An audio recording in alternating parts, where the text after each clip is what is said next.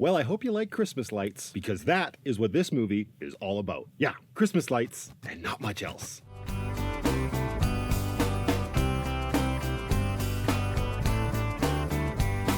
Deck the Halls is a Christmas comedy from 2006 that stars Danny DeVito, Matthew Broderick, Kristen Davis, and Kristen Chenoweth. And while I wasn't lying about it basically just being about Christmas lights, the story is really a riff on the whole oddball pairing shtick. Broderick and DeVito play neighbors that find themselves at odds when DeVito's character of Buddy makes it his mission to make his house visible from space by putting as many Christmas lights on it as he can. Now, sure, there is a little bit more going on in the story, especially when it comes to Matthew Broderick's character, since he really wants to make Christmas as special as he can for his kids because he didn't really get to have that growing up. Sounds like another movie I just talked about recently. That, and he has always touted himself as Mr. Christmas when it comes to the town that he lives in. But man, is he getting upset now because all the townsfolk are starting to look at Buddy that way because they're all just so impressed with the lights on his house.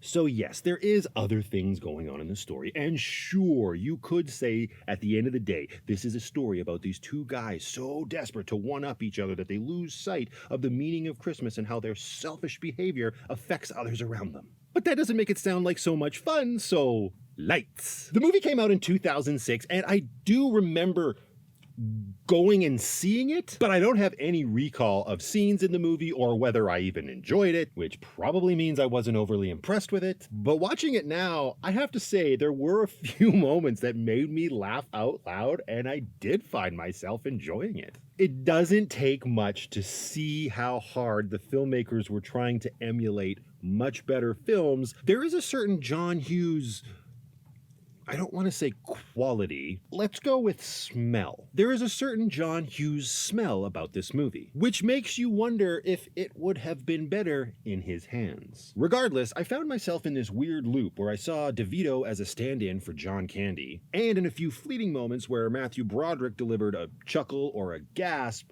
I definitely saw Steve Martin. This is a screwball comedy through and through that makes absolutely no sense, and the characters, more often than not, make it feel like you're watching a live-action cartoon. But you know what? I recently watched National Lampoon's Christmas Vacation, and that is absolutely a live-action cartoon, so it can work. When you say that it's like a live-action cartoon, that's really just a way of saying there's a lot of silly stuff that happens that wouldn't happen in real life, and people would probably die if they actually did happen. There's also this one subplot in the movie involving the police chief. And while I'm not above humor like that with what it was trying to do, here it felt completely out of place because it had nothing else to do with what was going on. It ended up coming across, well, not bad, but it made it feel like that character should probably be like a recurring character on a weekly sitcom or something. Now, I compared it to National Lampoon's Christmas Vacation because of it being like a cartoon, and saying it's like a cartoon doesn't necessarily mean that it's bad. It can actually make for some pretty entertaining moments, but with Deck the Halls, those moments are ultimately pretty forgettable. It's a situational comedy at the end of the day. Well, I already said it was a screwball comedy.